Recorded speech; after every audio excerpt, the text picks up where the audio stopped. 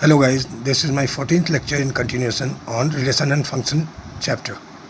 The topic for the day is congruence modulo and relation as well as equivalence class. Before starting the class, I must let you know that these two topics are very important not only for the class 12 students who are going to face their board exams next year, but for the aspirants of IIT JEE and other competitive exams preparing for engineering. And that is why I just request you to go through the video. I mean to say, to just watch the video properly as well as completely. Still you get any trouble or any problem related to the topic, you better consult me into the comment box. I'm always there to fix your problems. Thank you. Hello my dear students, a very good morning to all of you. I hope you guys are doing good with your studies, along with taking very good care of yourself as well as your family members. As I told you in the introduction section that today I shall be teaching you two important topics of mathematics. The first one is congruence modulo and relation we will be talking about, and the other one is equivalence class. Both of them are very important. So far as the congruence modulo and relation is concerned, that is a part of modular arithmetic.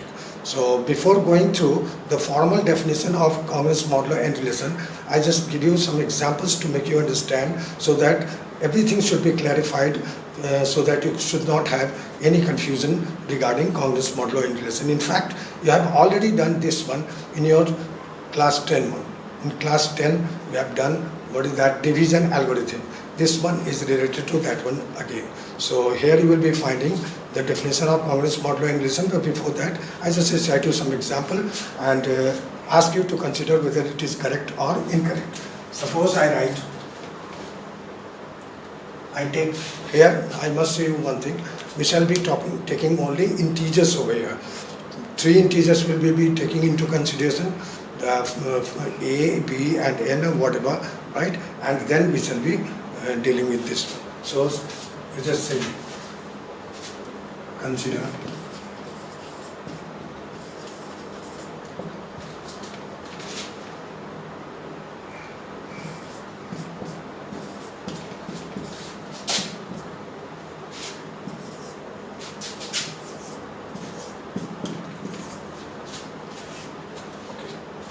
we have got a is equal to 9, b is equal to 3 and n is equal to 2. Right. Now just go on dividing 9 by 2. What will be the resultant? What will be the remainder? I mean to say the remainder is what? 1. Because if 9 is divided by 2, you know very well, the remainder is 1. Again, when 3 is divided by 2, the remainder is again 1. So in both of the cases, whatever you see, you just see that when n divides either a or b, the same remainder is being obtained. So in this case, we say that 9 is congruent to 3 modulo 2. This is only the case, because here we may be writing 9 is equal to what? 2 into 4 plus 1. Same remainder 1 is obtained. 3 can be written as 2 into 1 plus 1. You just watch over here. Again 1 is the remainder. So 9 as well as 3, both of them gives the same remainder when divided by 2. So in this situation we say that 9 is congruent to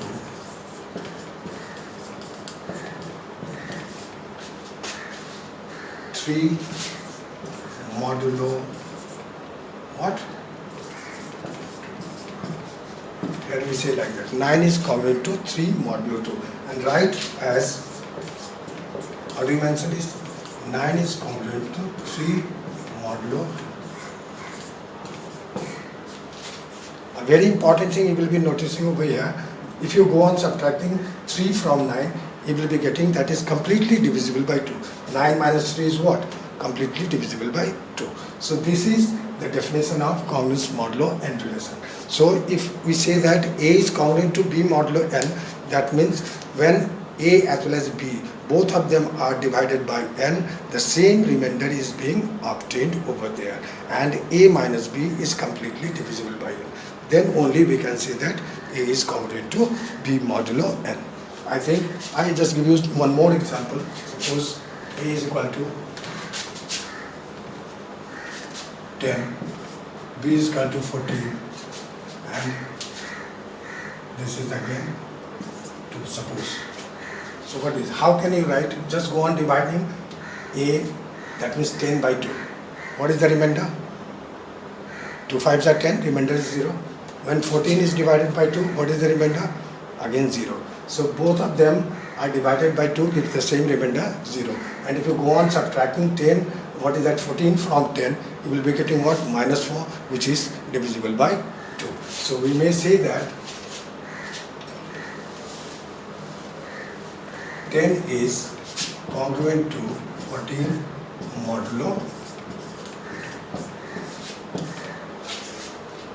Got it? Suppose I give you an example and ask you whether the relation of congruence holds true over here or not. Suppose I write 9 is congruent to 3 modulo 4. Now you just say me whether it is correct or incorrect. If you go on dividing 9 by 4, what will be the remainder? If you write 9 is equal to what? 4 into 2 plus 1. Okay. If you go on dividing 3 by 4, are you going to get the remainder 1 or something else? No, we are going to get the remainder what? 3 over here. So both of them have got different remainders. That is why this relation, whatever I have written, is incorrect. Means 9 is not congruent to 3 modulo 4. One more, what is that property is there to deal with this one? You just go on subtracting 3 from 9, you will be getting what? 9 minus 3 is 6. And is 6 divisible by 4 completely? No, that is not divisible by 4.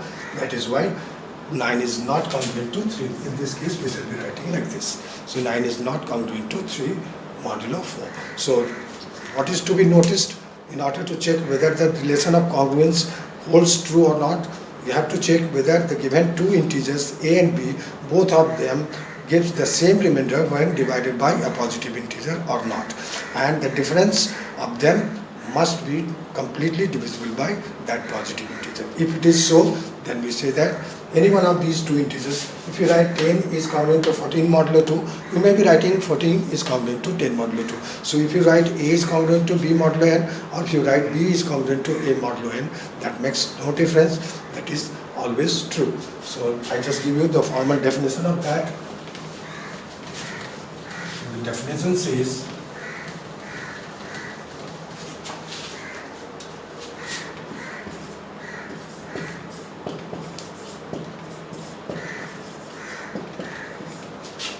let a and b be into integers. Z stands for the set of integers, and n belongs to, and the capital N, the set of naturals, that means the positive integers, such that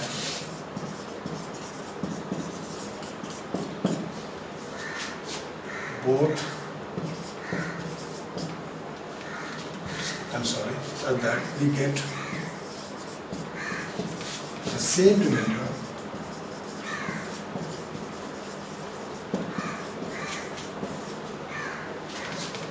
when both a and b are divided by n, and then only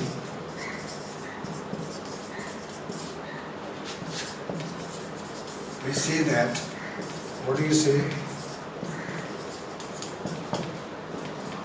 A is congruent to b modulo n. A is congruent to b modulo n, and we write it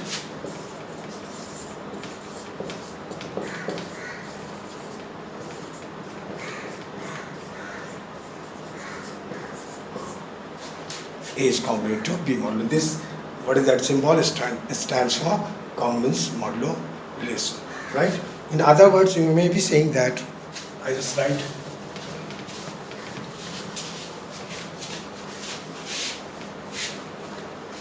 in other words,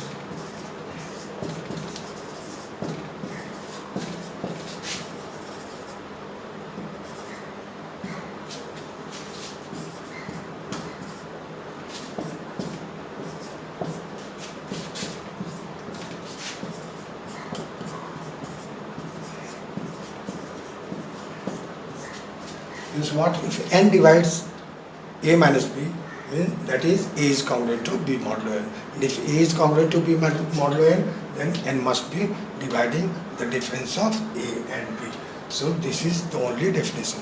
So you must be knowing that what is the definition of congruence modulo n relation.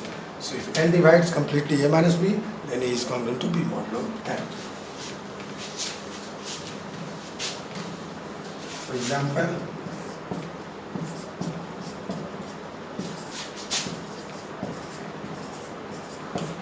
you have to judge whether it is true or false.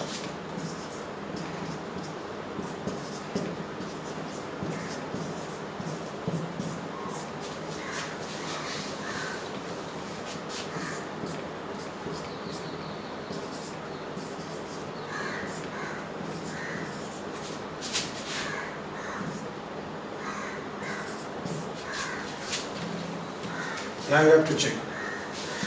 I've just given 3 examples to check you whether the relation holds true or not. 5 is congruent to 3 modulo 2. The 2 ways are there. Whether you divide both 5 and 3 by 2 to get the same remainder, but that would be the conversion one. I mean to say that little bit tedious. So just go on taking the difference of 5 and 3.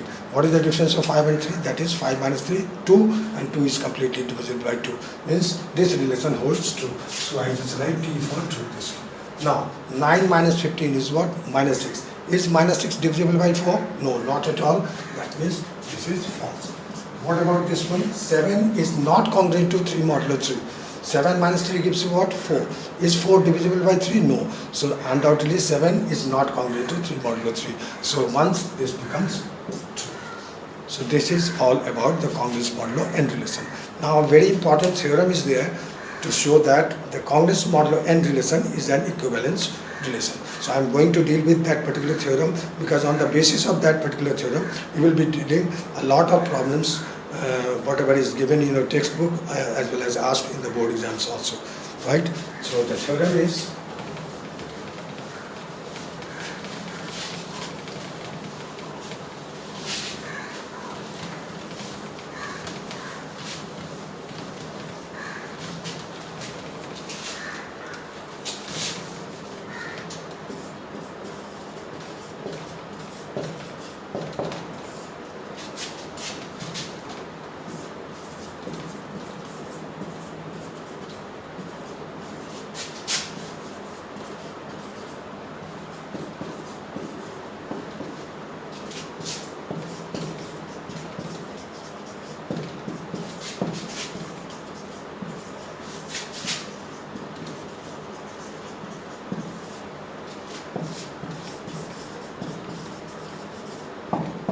congruence modulo n relation is an equivalence relation. So the question may be asked like this, that show that congruence modulo n relation is an equivalence relation. This may also be asked like this.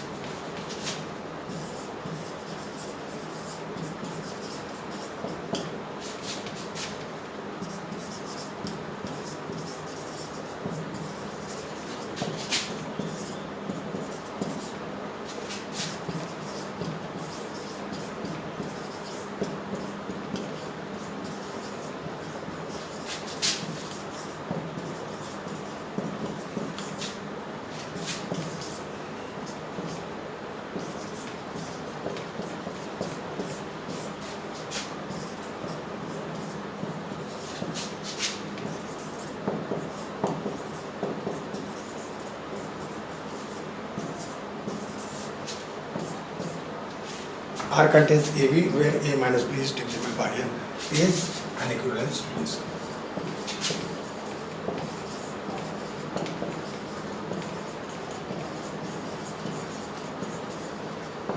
You have to show this one, that this is an equivalence relation. This may also be asked like this.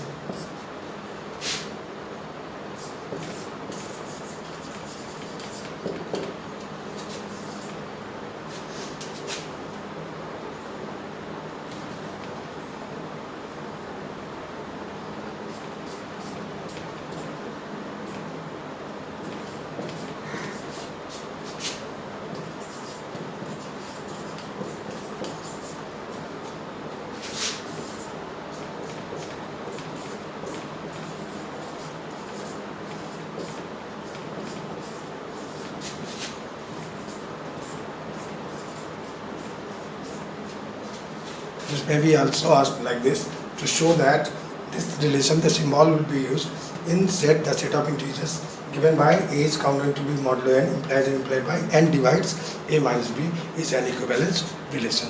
So in any way, this can be in your book, you will be finding this one, that A minus B is divisible by 2, A minus B is divisible by 5, etc.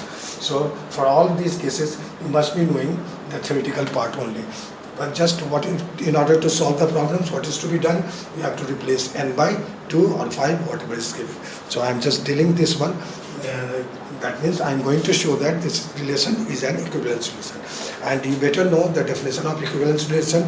Any relation will be an equivalence relation only if it is reflexive, symmetric as well as transitive. That means what? We have to show that whether this particular relation is reflective or not, symmetric or not, transitive or not. Undoubtedly we have to show that this relation is reflexive as well as symmetric as well as transitive. And in that case only we shall be concluding that this one is an equivalence relation. Now,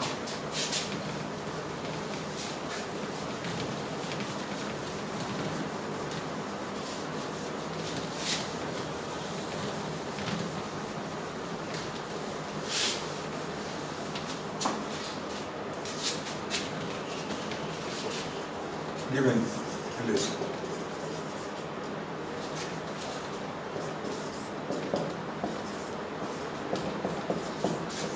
What is A and B?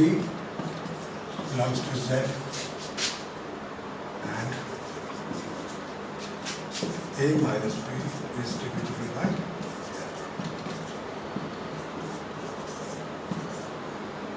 Sometimes it is also told that A minus B is divisible by N.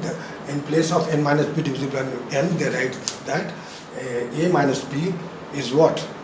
A multiple of N, right?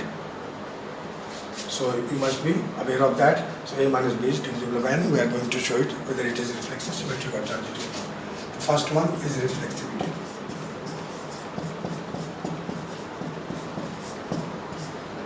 In order to check the reflexivity, we have to show whether AA, that means any element, is related to itself under the given relation or not. So we have to check whether A minus A is divisible by N or not for any A being in the set of integers. So if you go on subtracting A from A, you will be getting 0. And you know very well that 0 is divisible by any natural number. Naturally, A belongs to R. So reflexivity here for all A belongs to Z. A minus A is equal to what? 0 is divisible by N. This implies A is congruent to A modulo N. That is AA belongs to R. That this implies R is what? Reflexive. R is reflexive because A minus A is divisible by N. Now, how can we show that it is symmetric or not? For that, we shall be considering that AB is an element of R. Means what? A minus B is divisible by N. And conversely, we have to show that B minus A is also divisible by N. If we are able to show that one, that means the relation is symmetric. Now, symmetricity we are going to discuss about.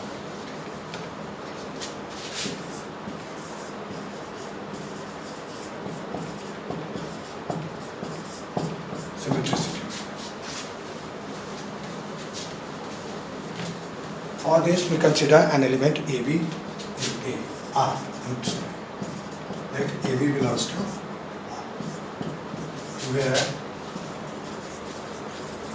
A and B are integers, right? AB belongs to R is what? N divides A minus B. If AB is belonging to R means what? N divides A minus B. What this implies? A minus B divided by N gives you what? K, an integer. Then only we can say that A minus B is divisible by N. So maybe write it A minus B is equal to what? n into k, for k being any integer. If we take the negative sign both the sides, we will be getting what? Minus n into k. This implies b minus a is equal to what? N into minus k. If k being an integer, undoubtedly minus k is also an integer, and this gives you what? B minus a divided by n is equal to minus k, which is again an integer. Means what? B minus a is also divisible by n. So once you suppose that a minus b is divisible by n, naturally b minus a is also divisible by n. And in that case, we say that the relation is symmetric. So just go on writing after this step, you have to write this one. B minus a is divisible by, or you may just write like this. This implies n divides b minus a. Right? This implies BA belongs to R. Therefore, R is symmetric.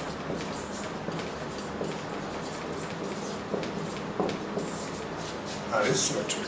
So once we have shown this one, means R is symmetric also. Now, for the third case, that means to show that transitivity, we shall be considering two elements in R, that is AB as well as BC. And then watch whether AC belongs to R or not. Means what? If A minus B is divisible by n as well as B minus C is divisible by n, we have to show that A minus C is also divisible by n. So without considering two elements in R, how can we have the third one, or the relation can be established between the first element and the last element? That is why for symmetricity we need to consider one element in R, and for transitivity we shall be considering two elements in R to show. So the last one is transitivity.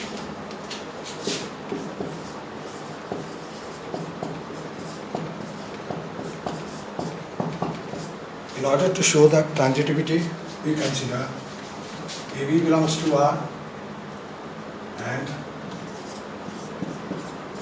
BC belongs to R, where A comma B comma C belongs to what? The set Z, that is integer. Now, what happens? Just go on watching. Just go on doing in short, you will be getting the result. Therefore, AB belongs to R implies what? N divides A minus B, and BC belongs to R implies what? N divides P minus C.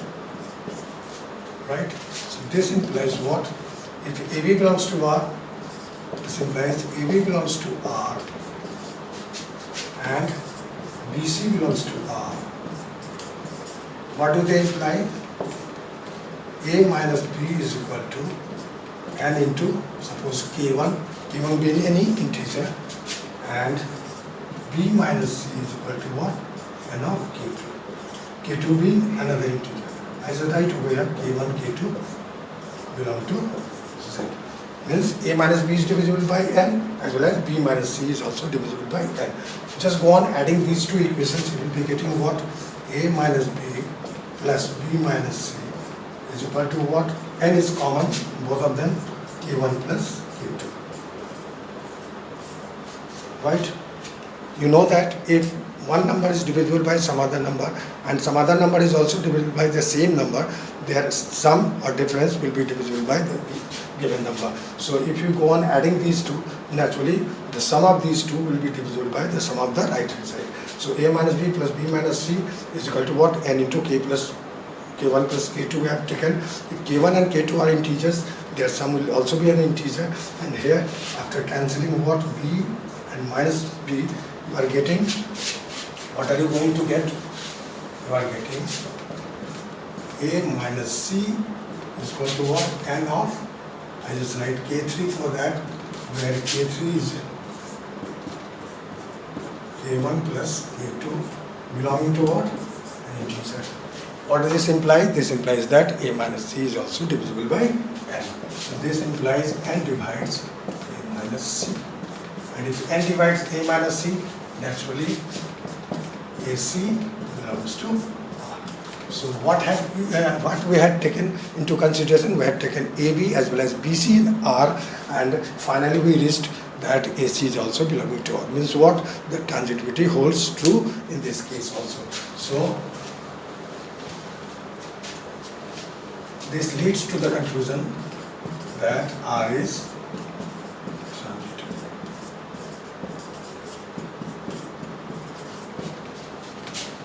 Now in the last step we have to write that since R is reflexive, symmetric and transitive,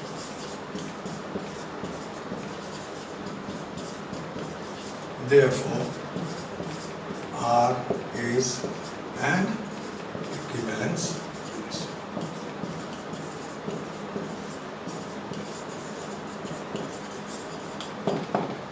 So that is all about the proof of this particular theorem.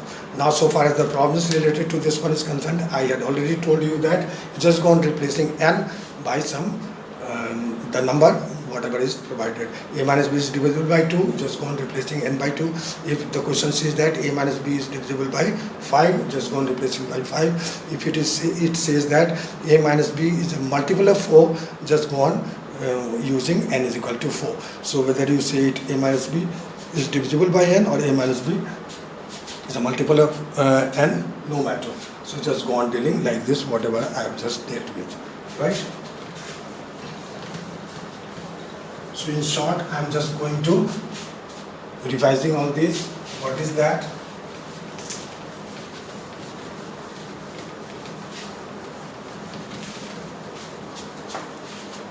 In short, A is congruent to B modulo n. Implies what? First one. What does it imply? Both A and B gives the same, they give the same remainder when divided by n. Right? The second thing you have to notice that n divides A minus B. You may be saying that A minus B is divisible by n, or n divides A minus B. The third thing, the Euclid's division algorithm, that is A is always equal to what? Just go on watching. NQ plus B, where what is A? A is the dividend, B is the divisor, Q is the quotient, and N is the what?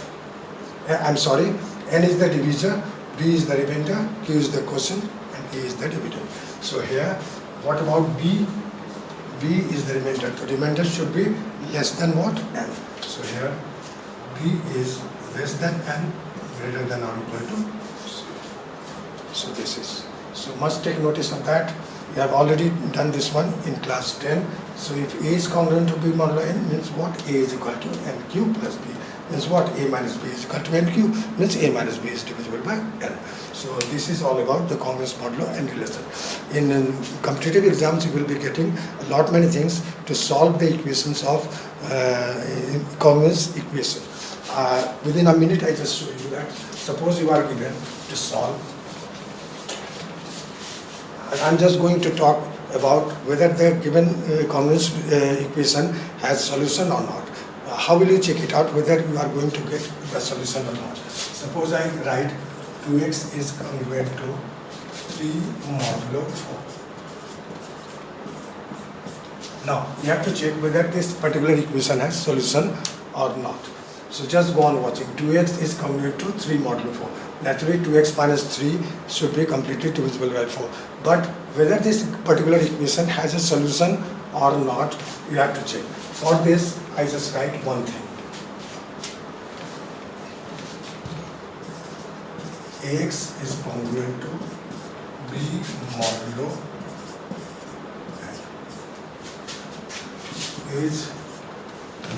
has solution. Only if. What is the condition for this particular congruence equation has a solution? If the GCD means the SCF, GCD of, just go on picking A and N, divides what? A and N divides B. That is C divides B, where C is what? The GCD of A and N. If this condition holds true, then we say that the given equation has a solution. If the this relation doesn't hold true, that means the equation has no solution. Here is just one watching. 2x is congruent to 3 modulo 4. So what is the GCD of 2 and 4 over here? The GCD of 2 and 4 is what? 2 2s are 4. That means 2. And what about this? Does 2 divides 3? No. So this equation has no solution. Got it? But if I write this one, 2x is congruent to 3 modulo 5. Now what do you want to say? Just go on taking the GCD of 2 and 5. What is the GCD of 2 and 5? That is 1. 1 divides 3 or not? Yes, 1 divides 3 completely. Naturally, this equation has solution. So this is the case. If the GCD of A and N divides what? B, then we say that the relation, that means the given congruence equation has a solution. Otherwise, we say that the given equation has no solution. Now, so far as the solution is concerned, I shall be dealing in the next video that how will you get the solution of such equations. Now we are going to deal with the equivalence class, the second topic, whatever I told you, right? What is the equivalence class? Here we shall be considering any set. The set may be the set of people of any locality, set of students, or set of something like that, and an equivalence relation defined over the given set. And on the basis of that equivalence relation, we shall be taking the partitions of A. In fact, that means we shall be dividing A into several parts, and then that would be treated as the class. Means what?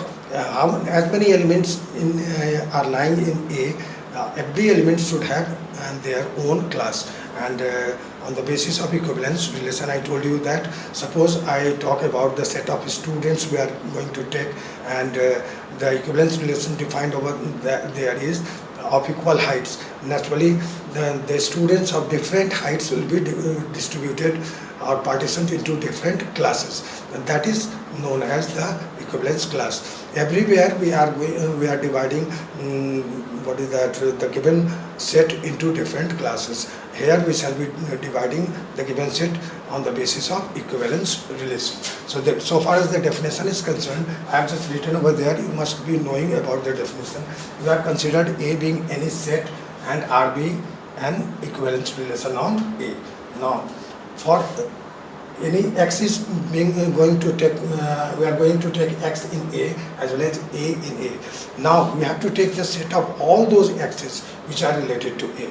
Naturally, what did I say, that if you talk about the set of students and we are talking about the equivalence relation of equal heights, naturally if Ram is 6 feet of 6 feet height and Sam is also 6 feet height, that they will be related to each other, right? So we are going to relate A with what? X, or you may be saying that X is going to be related to A. So we are going to take all those elements of A which are related to A, and that would be termed as the equivalence class of A over here, and is called the equivalence class of A, and is denoted by like this. Three symbols are generally used to represent the equivalence class.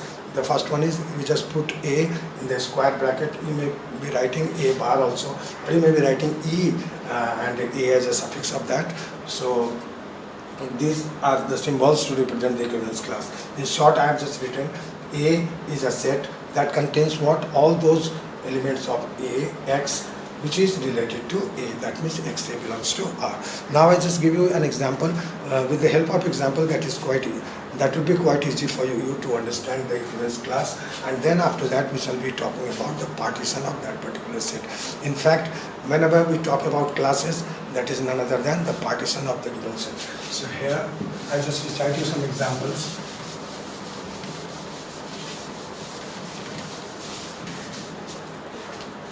Let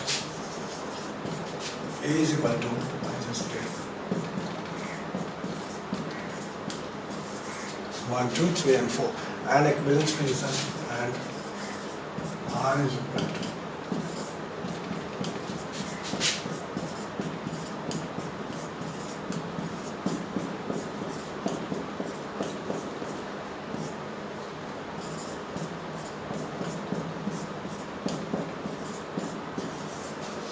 just go on watching clearly, you will be finding that R is an equivalence relation only.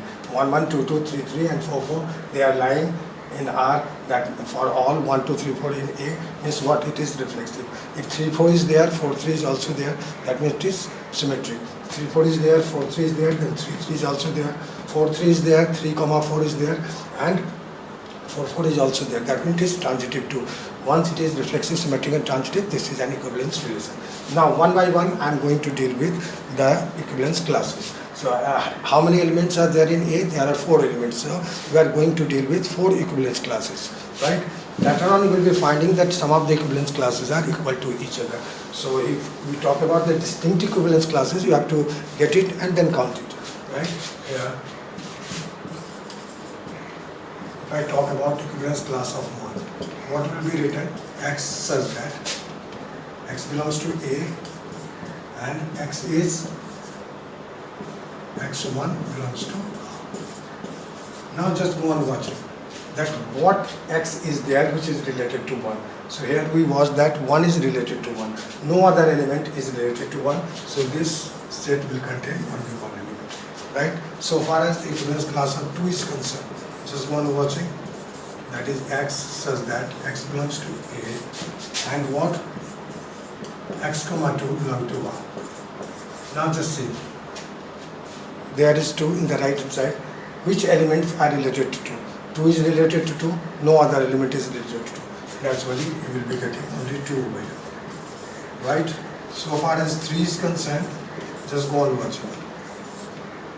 X says that X belongs to A and X is R related to 3. That means X3 belongs to 1. Now just go on watching. You will be finding that 3 is related to 3 as well as, what is that? 4 is also related to 3. That means in right hand side you have to see 3 is there or not, and then watch the left hand side. You have to pick up the elements in the left hand side of any element. That means the first component will be taken into consideration if we talk about the equivalence class of that particular element.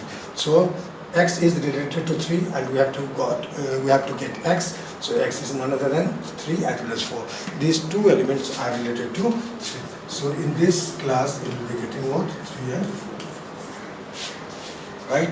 Likewise, if you talk about equivalence class of 4. I'm sorry. What do you see? What are the elements related to 4? You just go on watching. 4 is related to 4 as well as 3 is also related to 4. So in this case also you will be getting what? 3 and 4.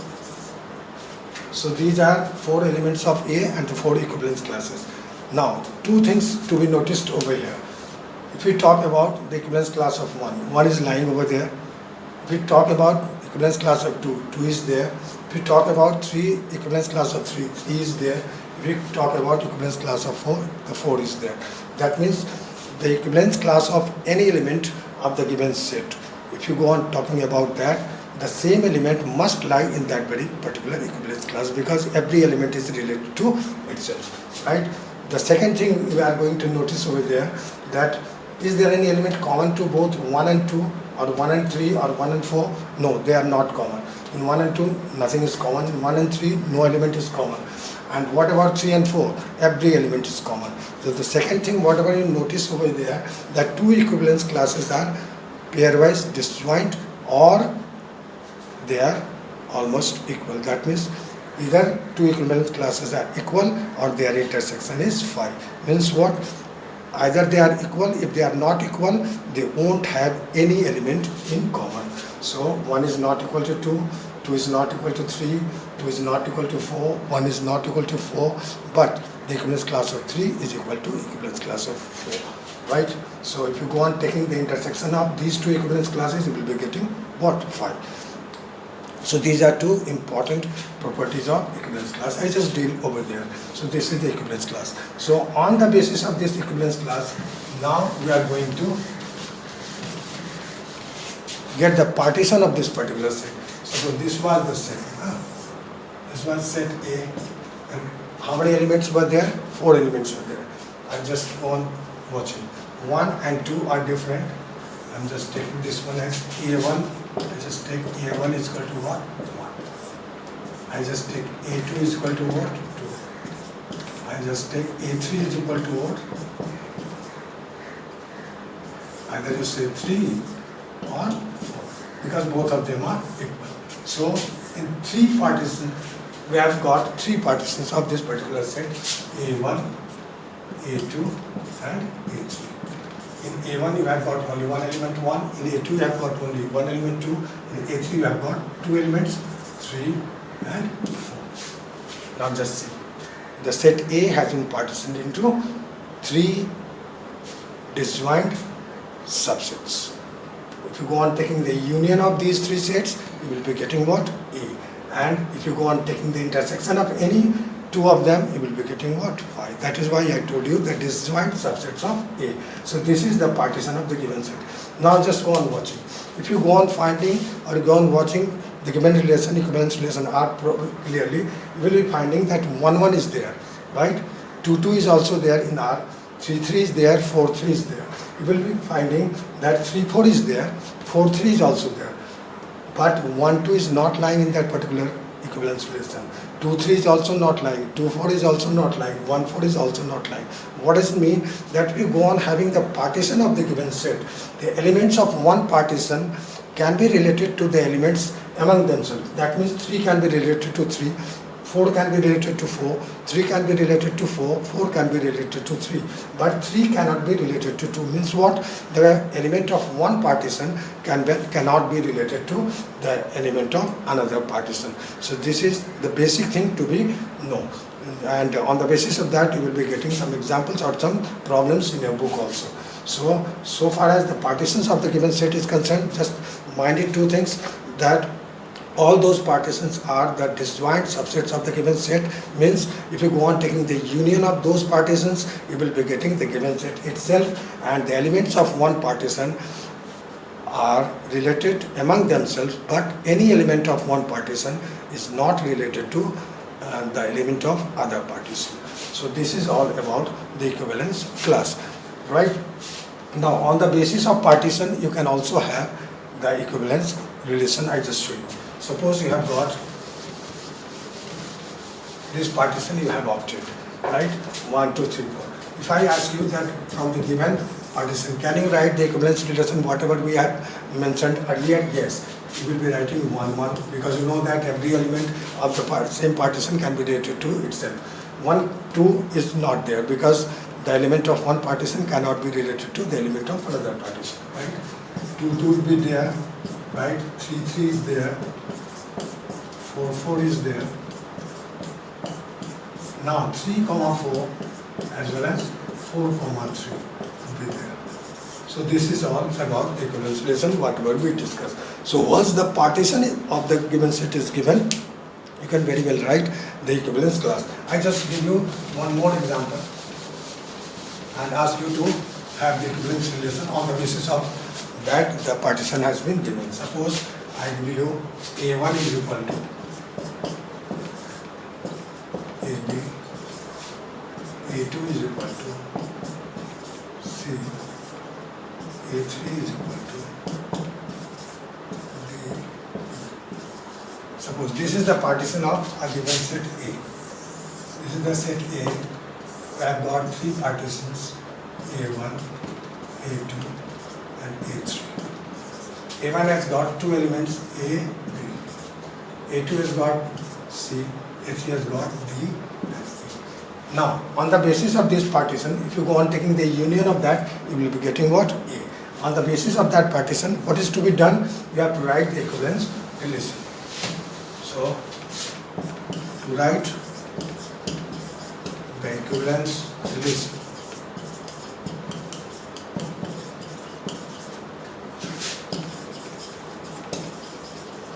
on the basis of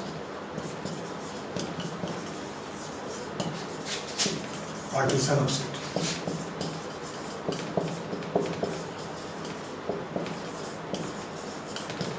So just go on watching, you can write yourself.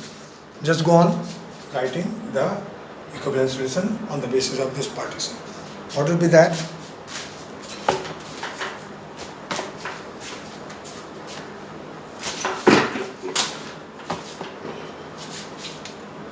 Here R would be what? What did I say? That every element of the same partitions can be related to itself and among themselves. So we have to take AA, we may take BB, maybe take AB, yes. We may take BA also.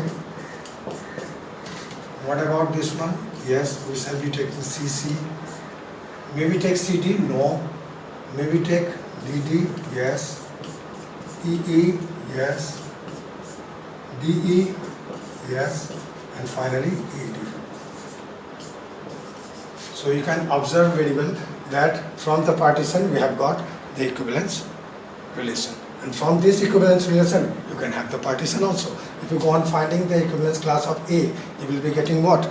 All those, set up all those related to A, that would be what? A as well as B. AB would be there in A. Right. Equivalence class of B, if you go on finding, you will be getting what? B as well as A. The same thing. If you go on finding the equivalence class of C, you will be getting only one element C over there. If you go on finding the equivalence class of D as well as E, you will be getting the same equivalence classes. So this is all about the equivalence class as well as the partition of given set. So the main thing to be noticed over here is, what is to be noticed?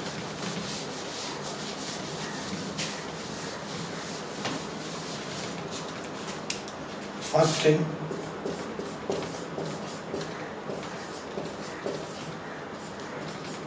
so noteworthy is that first thing, for two equivalence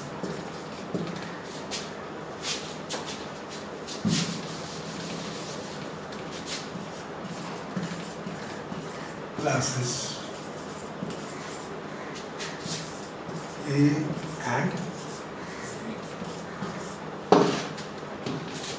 first thing you have to note that every element A is in A, right? So the equivalence class of any element of the given set, every element will be lying over there. Now the second thing,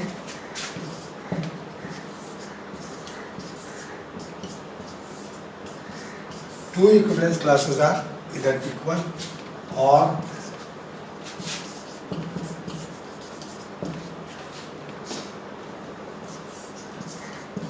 A intersection B is equal to what? Means what? If you go on talking about two equivalence classes, whether either they are equal or they are not equal, means what? They don't have any element in common, means their intersection is what? Y. So this is, and these are two properties of equivalence classes you must notice. One more thing.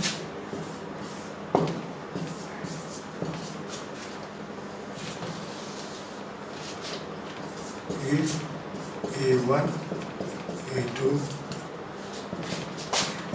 AN be the partitions of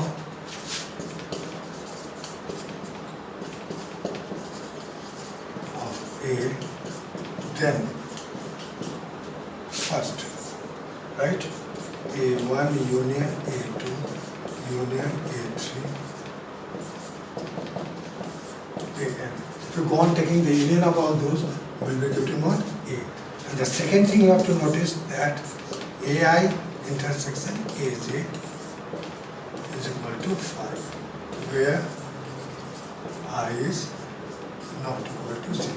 That means different partitions have no element in common, right? They must be disjoint at all. Means one element. And one more thing, the last thing I must say, that the element of one partition must not be related to the element of another partition, right? Whereas they can be related among themselves. So this is all about the congruence modulo n relation as well as the equivalence class. So the relation chapter is almost finished. Now some important problems are there, as well as the number of relations, the number of reflexive relation, the number of irreflexive relation, the number of symmetric or antisymmetric etc. relations we shall be discussing in the next class. And some important questions mostly asked in board exams also will be discussed in the very next class. Till then, thank you very much for watching this video. Just go on watching the video completely, and if you do have any problem or you are not getting anywhere in any step, just come to the comment box and ask me. I am there to assist you anytime. Thank you very much.